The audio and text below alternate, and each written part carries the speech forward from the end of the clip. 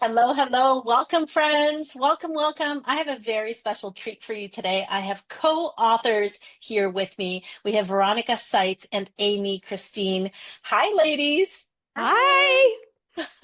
I'm so excited for your book launch today. First of all, can you show the book and tell everybody the title? This is our book called The Quiet Mushroom. So nice. I loved reading it this morning. And of course, I love the mushroom characters behind you. First of all, can you tell us what inspired you to write this book? Honestly, boredom. Um, no, the concept behind the quiet mushroom actually came out of my doodling with some acrylic. I used to work in dentistry and I was bored and I was thinking of the girls just creating with my fingers. And then I looked at it and I was like, oh, this is a mushroom. And I kept it and was given just the right time to use it. And now the girls are grown. We were sitting around talking. One of them asked Amy asked, hey, whatever happened to the quiet mushroom? And it happened to be that a few days before I had come upon it and we started talking about it to realize a life lesson had come out of it. And so was born the idea of we need to write a children's book. And I think for me, it was like when I held that quiet mushroom, I had to be quiet. And that was kind of the magic of it all. And just, I'm holding this tiny mushroom. I have to be quiet. And undiagnosed at the time, ADHD, the seed was planted that I could control my actions and my movements in my body. And so for me, I was like, that's a skill that kids need to know. And For when we sure. had that little mushroom. And again, when I had it as an adult, I was like, oh my gosh, I mean, I wasn't quite at the time as an adult, but I was very excited and it just brought back a lot of memories. We wanted to share that. Wow.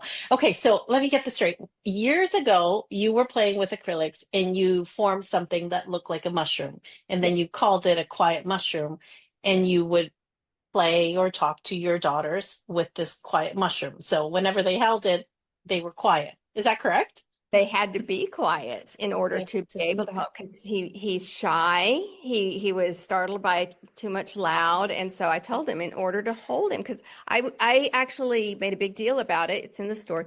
I listened to it like, oh wait, he's not coming out unless it gets quiet. He's a little shy, and so it became an adaptation on the quiet game for the girls. But it was actually an object they had to hold after they made the choice to be still, calm, and quiet. And Amy actually, I did not realize, but looking back on it, we both have become extremely aware how sensory Mm, oriented the use of the mushroom was. And now today, with the work I do, it all unfolded as we were writing the story because we do have a sensory and children in our family that are on the spectrum. So it was like, wow, that was a thing. And now today we can present it to the world with a lot to offer that children can identify with, parents can appreciate, and he's not going to be quiet once he's released. wow. I love knowing the origin of this story. So, one more time, can you show the book and tell us what the book is about and who it's for? Okay, so the title is The Quiet Mushroom. And you want to tell them what it's about? Yes, it's about two sisters who discover self-control through this tiny little mushroom. But this book is for everyone. We're hoping that it's utilized by all ages. I feel like there's something for everyone in this book. Children who can identify with me or my Hmm. sister in this book, and adults who are looking for a tool to help their kids self-regulate, or maybe themselves even. Hmm. And That's great. I add it's two rambunctious sisters because I think it's such a part of the story that, children, as much as parents, we want them to, you know, live well, represent us well, but sometimes we're like, oh dear. It's children are children, and it's just a lot. The story is a lot of fun. I think that parents as well as children will find themselves in there, especially with the Hmm. amazing job our illustrator did. Yes. So let's give your illustrator a shout out. She did a beautiful job. Can you share her name? Tell us a little bit about working with her. Yes, Michelle Simpson is amazing. She did such a good job. Well, let's just open to one of the pages. She captured everything. I mean, we can figure out which one is Amy on this page, but the beautiful thing about it is she really took into consideration what our vision for the book was, to really tune in to sensory, sensory Mhm. sensitivity, and how the story unfolds. I'll just put it that way. And she engaged a lot of our ideas. There's a lot of fun learning aspects to it that will offer to teachers, educators of any capacity, the value of educational criteria that needs to be met during the school year. That those Mm. It's built into the book. So there's some word finds, there's some creatures hidden throughout, and she just really did a dynamic job. She did. She did a great job. I am looking forward to reading it with my grandbaby because she loves finding all the little creatures. Sometimes it's a little mouse. You have the the ladybug, the bee, and a whole bunch of other ones. So it's definitely one of those fun books. So I'd like to know a little bit more about your journey into becoming authors now. What would you say was the biggest challenge when writing this book? Oh, It was her first children's book. And so I think overarching that was the biggest challenge, right? yes, I've written in other genres that is, it's just different. And I have had a dream of writing a children's book for many years. I think when I was told that in fourth grade I won a writing contest, a creative writing, and I saw my girls tell the story, and I thought, this is the one I would like to be the first children's book. It won't be the last, but that is what inspired the story and the process. The most difficult part was waiting for, I call it the book baby. It's waiting for the process of, this book has been incubating. I liken it to like an elephant. This was no short book baby incubation. You are the ideal publisher for us, and the way we worked together worked well. We actually had the book all the way up to and through illustrations once before, and I had to make a different decision because it would have Mm, compromised what we wanted the project to be, as far as mm, it would have been done, but it would not have been done with this level of nonverbal communication through the illustrations, because to me the illustrations are everything. mm. I mean, your story and the illustrations. It's a beautiful partnership. I'll say that because you both did a beautiful job with the writing part. And how did this come about that you co-wrote this book together? Like how, I mean, that's just a beautiful thing in itself. So how does that feel to co-write? Amy, I'll ask you, how does it feel to co-write a book with your mom? It's surreal. I mean, she's such a role model and such a force. So like to be on a project with her, and it's incredible. But I think Mm. like the different perspectives have been really good, and we've played off of each other really well and each other's strengths. So like not only is she my mom, but like seeing her in a professional setting is different Mhm. too. And it's been a really fun experience. Yeah. Wow. It, Yes. And it Amy, was go ahead. I was going to say for me, it was moments to shine and to be humble, because Mhm. she is the ELA teacher. I have dyslexia, and there's a reason I have to have multiple editors for any of my work. And I remember the first time that she started pointing out typos and, transposing of letters and stuff. And I was like, oh, I'm so proud of her. Oh, she's so brave. Just, needing to That's tell good. mom this. It Yeah. was just great. It was great learning for both of us. Mhm. And it's beautiful how you complement each other, right? You complement each other in putting the story together. So now let's talk about lessons because there's always lessons. What were some of the biggest lessons that you learned throughout the publishing process? What do you? I think just in general, how many steps there are. There's a lot. And like mom said, it's been such a journey coming from start to now almost when we were launching. So it's just been a lot of steps in that. And as a teacher, we talk about the writing process and what that looks like. So I think taking it from the writing process to the publishing process, like that's just been a huge learning curve. Um, Yes. and then within the story, there's lessons to be had there too. But for the Well, and publishing, Mhm. it was fun, part of the learning process, because to me, I naturally do okay in front of a camera, and I do podcasting and things like that. But Yeah. it was so much fun. I would keep the camera rolling when we were going to do something, so I could just get, B-roll or what do you call, we call them the bloopers. And so we've been releasing those to our Oh, good. because that was a part that I think ideally Amy has had in her mind. She really wants to help market it, but when she realized being in front of the camera was Had to going to be be in front of fun. the camera was not I'm great at logistics behind the scenes, and I can say where to go and what to do and XYZ, but being in front of a camera is not necessarily, it's different than being in front of a group of kids. And I don't know how to Right. explain that or make it make sense, but being in front of the camera was a huge learning curve. Yeah. Is a Mm. learning Yeah. curve for She's me. very scripted and I'm very improv. So Yes. Yeah, and I mean this is day one, Amy, right? Like yes, of course you've been sharing things on socials, which I think everybody's going to want to know your social media handles so that we can go watch those bloopers.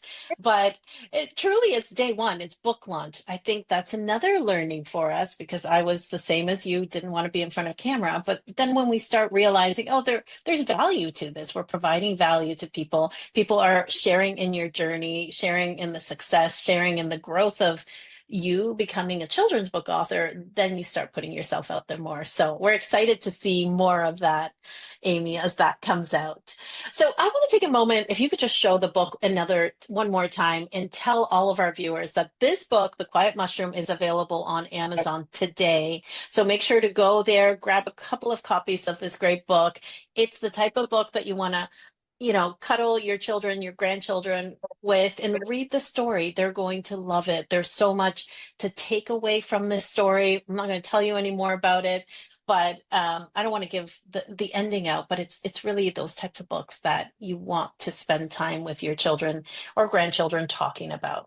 So go to Amazon. It's there in soft cover edition, hardcover, and also ebook format. So here you are, ladies, children's book authors today. What is the best? Yes. What is the best part of accomplishing this dream? Actually, let me ask you each, how long have you had this dream for, and what is the best part of accomplishing this? Veronica, let's start with you. I how long I've had it is I had a dream when I was young, it was wonder. I wonder if I ever could, I was very surprised to have been awarded, or recognized for creative writing. But life happens, and so things kind of can plague in your mind and stuff like that. So as an adult, I have all these ideas and I write them down, and I've had several children's books that I've just sort of sketched out and written, what that might be. But when we had the conversation about the Quiet Mushroom, and it chokes me up a little bit because this is a legacy project. We dedicated the book to my mom, Amy's Meemaw.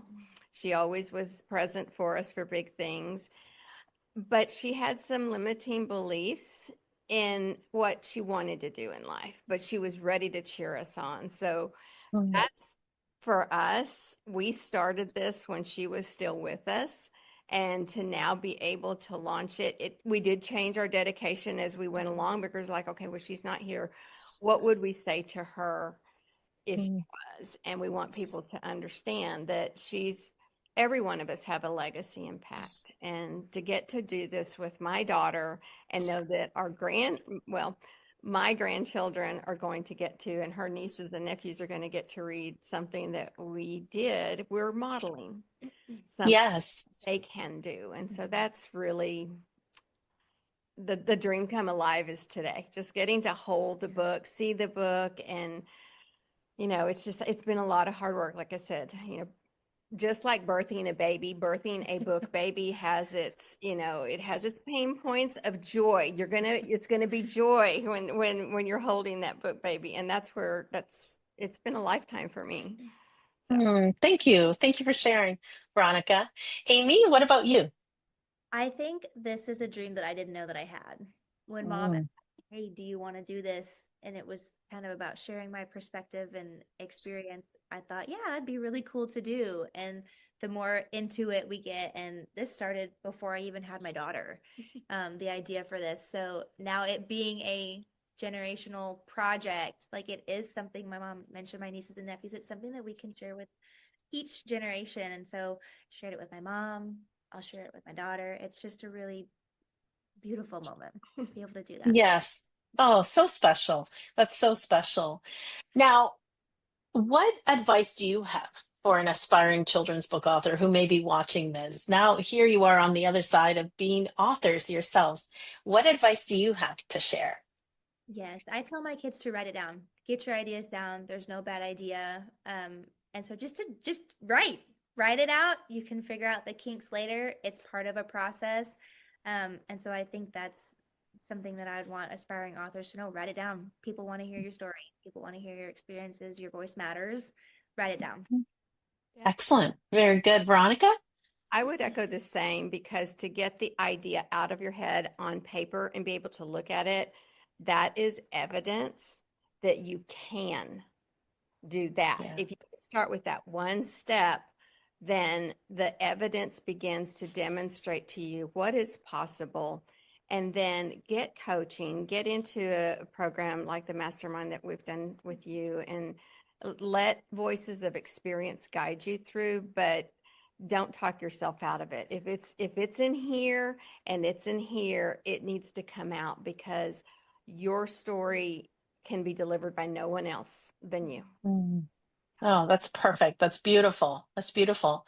So, friends, you know what to do today. Go to Amazon and grab a copy of the book. But besides going to Amazon, where else can our viewers find the two of you? Where can we go watch these bloopers? I have started an author Instagram, so you can find me at author Amy Kristine. Find bloopers, find content that I'm posting, and see the journey. Yes, the bloopers will be there. Good. And it's Amy Kristine with a K. Christine is with a K. Amy Kristine, yes, with a K. Perfect. Perfect. It is the Quiet Mushroom Authors, and we're anything. Okay. We're just the Quiet Mushroom Authors. That's perfect. That's perfect. Well, it's been so nice to get to know you, to know the backstory. Is there anything else that you would like to share about your book, about the journey, anything that you wish that I would have asked you? Yes, one thing. This is the launch of a series. So the Quiet Mushroom will be coming back. He will bring friends, and he has at least 8 more stories to share. Oh, beautiful, beautiful. Is there anything else you'd like to tell us about the mushroom? I know, or tell people to go to the book. I don't know. Am I hinting anything there? Well, there's always a mystery in the story. The mystery, we are not revealing his name. You've got to buy the book to learn his name. His name does mean God's messenger. And so it is a launch of a series because this mushroom is on a mission and he is going to change lives. So that's just the hidden cryptic. Just buy the book, enjoy it, and get all you can out of it because there's a lot of little hidden treasures in this book. Yeah. That's perfect. Anything else, Amy? Just join us on this journey. It's going to be a fun one. Yeah. Well, I was just going to say, she is our creative for all of the extras, the word searches, the activities that take place in the classroom. So, yeah. I love that. I love that. Well, I wanted you to give that hook because it is a beautiful book. I love the surprises in the book. I think children will enjoy, have fun with the book, and parents will enjoy reading the book and talking about it with their kids. So thank you, ladies. Thank you for writing this amazing book. You've hooked us. We want to know more about the second book and all the books that follow, and we'll definitely be watching you on social media, find you on your website. And today, friends, go to Amazon and grab a copy of The Quiet Mushroom. Thank you so much, Veronica and Amy, for being here. Thank for having you. us.